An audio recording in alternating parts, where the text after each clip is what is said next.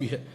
آج میں اور آپ اپنی بہن یا بیٹی کے لیے کوئی پیار بری بات کہیں تو یہ بہت بڑی بات نہیں ہے کہ اس معاشرے میں بیٹی کی عزت ہے، بہن کا وقار ہے۔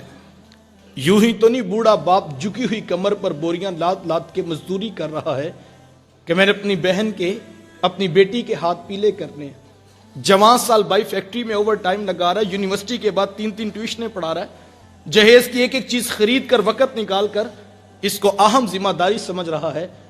یار یہ باپ تو ذبح کرتا تھا، یہ بھائی تو زندہ درگور کرتا تھا، ان کے سینے میں اتنا پیار کس نے بھر دیا؟ ماں باپ جب بیٹی کو رخصت کر رہے ہوتے ہیں ان کی آنکھوں میں پھوٹ پھوٹ کے آنسو بھر رہے ہوتے ہیں، بھائی غش کھا کے نیچے گر رہے ہوتے ہیں کہ ہم سے بہن کی جدائی کا منظر نہیں دیکھا جاتا۔ یار یہ تو ذبح کرتے تھے، یہ تو زندہ درگور کر دیتے تھے، ان کے سینے میں اتنا کوٹ کوٹ کر پیار کس نے بھر دیا؟ جواب ایک ہی ملے گا، یہ فیض ہے آمینہ کے لال کا، جنہوں نے کٹتی بچیوں کو عزت کی دہلیز پہ کھڑا کر دیا۔ حضور علیہ السلام نے ایک دن گھر تشریف لائے تو ام المومنین حضرت عائشہ صدیقہ رضی اللہ تعالیٰ عنہ عرض کرتی ہیں کہ حضور آج بڑا عجیب ماجرا ہوا۔ تو حضور میں عائشہ آج کیا ہوا؟ عرض کی حضور ایک حبشیہ نیاد عورت آئی اور اس نے آ کر دروازے پہ صدا لگائی۔ میں نے گھر میں تلاش کیا کہ سائل کو دینے کے لیے کچھ مل جائے، تو تلاش بسیار کے بعد مجھے ایک خوش کھجور ملی تو میں نے وہی اس کو صدقہ کر دیا کہ نبی کی چوکھٹ ہے اور سائل خالی نہ پلٹے۔ حضور اس نے اس کھجور کو 2 حصوں میں توڑا اور ایک دائیں جانب والی بیٹی کے منہ میں ڈال دیا اور ایک بائیں جانب والی بیٹی کے منہ میں ڈال دیا۔ حضور اس کو خود بھی بھوک لگی تھی، اس کا پیٹ کمر سے لگا تھا، لیکن اس نے خود کچھ نہیں کھایا اور سب کچھ اپنی بیٹیوں کو کھلا دیا۔ یہ کہتے کہتے ام المومنین آپ دیدہ ہو گئیں، آنکھوں سے آنسو ٹپکنے لگے۔ تو حضور میں اے عائشہ سنو، اگر کل قیامت کے دن ان بچیوں کی ماں کو جہنم میں جانے کا حکم ہو گیا تو یہ بیٹیاں درمیان میں آڑ بن کے کھڑی ہو جائیں گی، مالک ہم تو اپنی ماں کو جہنم میں نہیں جانے دیں گی، اللہ ان بچیوں کی سفارش قبول کر کے ان کی ماں کو جنت کی راحت عطا کر دیں گے۔ کہاں بیٹیاں باعث شرم سمجھی جاتی تھیں اور کہاں دخول جنت کا سبب قرار پائیں۔ بہنیں کیا ہوتی ہیں یہ زمانے کو میرے حضور نے بتلایا۔ آپ جانتے ہیں حضور کا نہ کوئی سکا بھائی تھا اور نہ کوئی سکی بہن تھی۔ میرے حضور در یتیم ہیں۔ سینہ صدف میں اکیلے پرورش پانے والے موتی کو در یتیم کہا جاتا ہے۔ حضور بطن آمنہ میں اکیلے پرورش پائی ہے، لیکن جب رضاعت کا شرف عطا کرتے ہوئے میرے حضور حضرت حلیمہ سعدیہ سلام اللہ علیہا کے ہاں تشریف لے گئے تو ان کی ایک بیٹی تھی جن کا نام شیمہ یا شیمہ بتایا جاتا ہے۔ وہ رشتے میں میرے حضور کی رضائی بہن لگتی تھی۔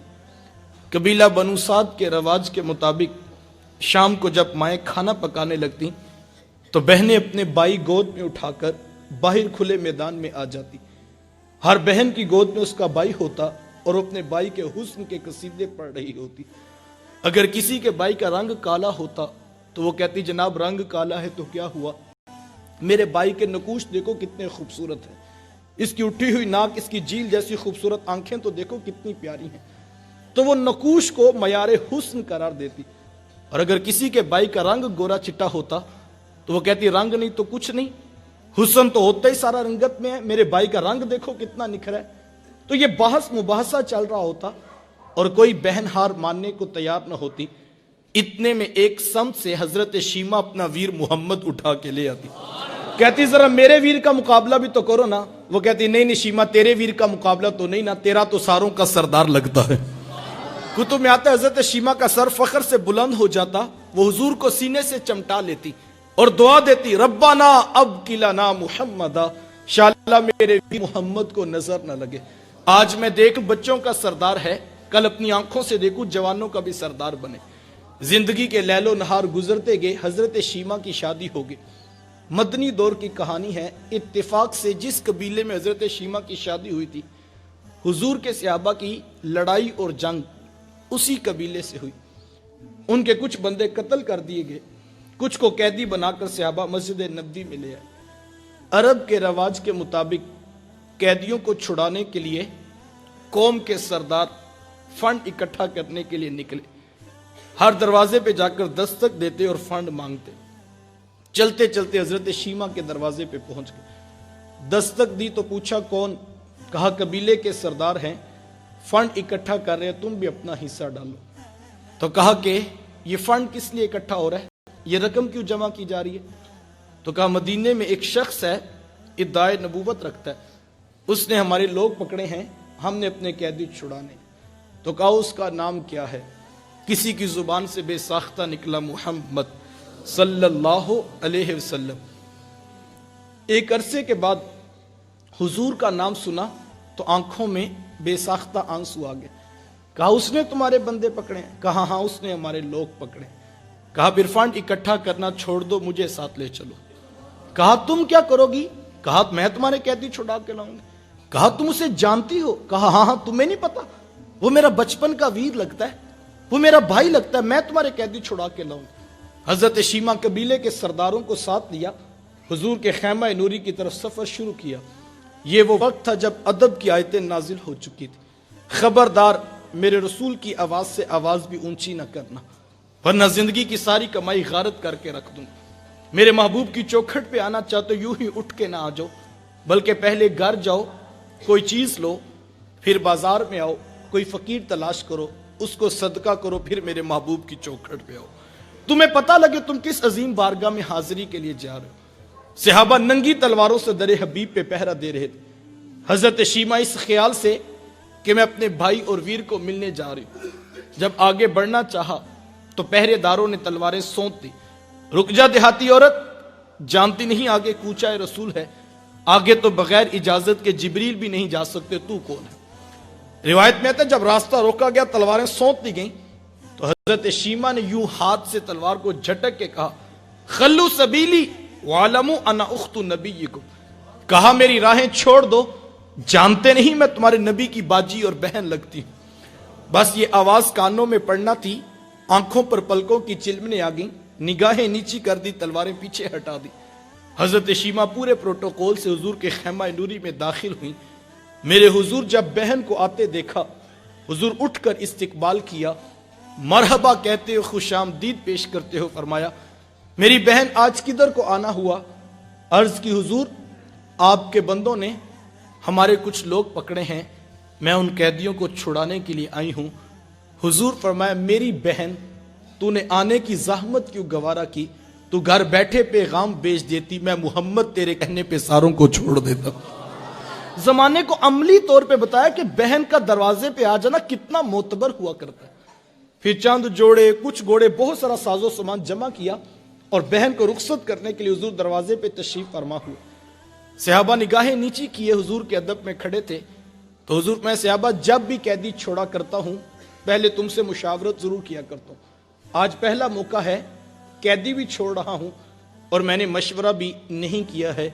عرض کی اے بندہ نواز، آپ مالک کل کائنات ہیں، آپ جو چاہیں کریں، ہم کون ہوتے ہیں درمیان میں مشورہ دینے والے؟ لیکن حضور اتنا تو بتائیے آج کون سی خاص بات تھی کہ آپ نے مشورہ کرنا بھی ضروری نہیں سمجھا ہے؟ سنو بھائیو، اللہ کے رسول نے کیا ارشاد فرمایا؟ حضور میں صحابہ آج میرے دروازے پہ میری بہن آ گئی تھی، اور جب بہنیں دروازے پہ آ جائیں اللہ کا رسول انہیں خالی نہیں موڑا کرتا۔ آج میں بھی بہن کا رشتہ رکھتا ہوں، آپ بھی بہن کا رشتہ رکھتے ہیں۔ ہم کتنی عزت اپنی بہنوں کو دینے کا مزاج رکھتے ہیں۔ دکھ، تکلیفیں، مصیبتیں، پریشانیاں تو اپنی جگہ رہ گئیں، یار ہم تو بہنوں کی خوشیوں میں شریک ہونے کے بھی روادار نہیں۔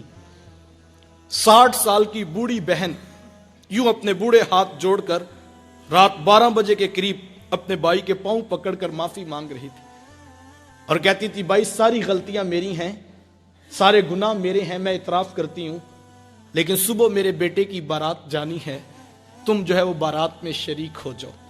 اگر تم نہیں آؤ گے تو میں معاشرے کو کیا منہ دکھاؤں گی کہ میں کتنی بے براتی ہوں کہ میرے بھائی بھی میرے ساتھ نہیں کھڑے ہیں۔ وہ بوڑھے ہاتھ جوڑ جوڑ کر یوں معافیاں مانگتی تھی اور بھائی بڑک مار کے کہتا کہ میری بہنیں مر گئی ہیں، مجھے کسی بہن کی کوئی ضرورت نہیں ہے۔ اس کے جوان بھائی ساتھ بیٹے پاس کھڑے ہیں اور وہ کہتے ماں کوئی آتا ہے تو ٹھیک ہے، کوئی نہیں آتا تو کوئی پرواہ نہیں، ہمیں کوئی فرق نہیں پڑتا، ہماری بارات صبح دھوم دھام سے جائے گی۔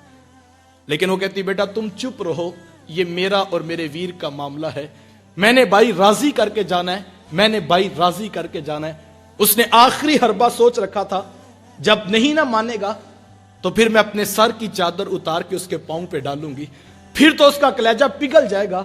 لیکن اس کا آخری حربہ بھی کام نہ آیا، پھر وہ سر کی چادر اتار کر پاؤں کے ساتھ رگڑتی رہی، لیکن بائی کا کلیجہ نرم نہیں پڑتا تھا۔ پھر کتنے بوجھل قدموں سے اس نے بائی کی دہلیز کو چھوڑا، یہ وہ بہن ہی جانتی ہوگی۔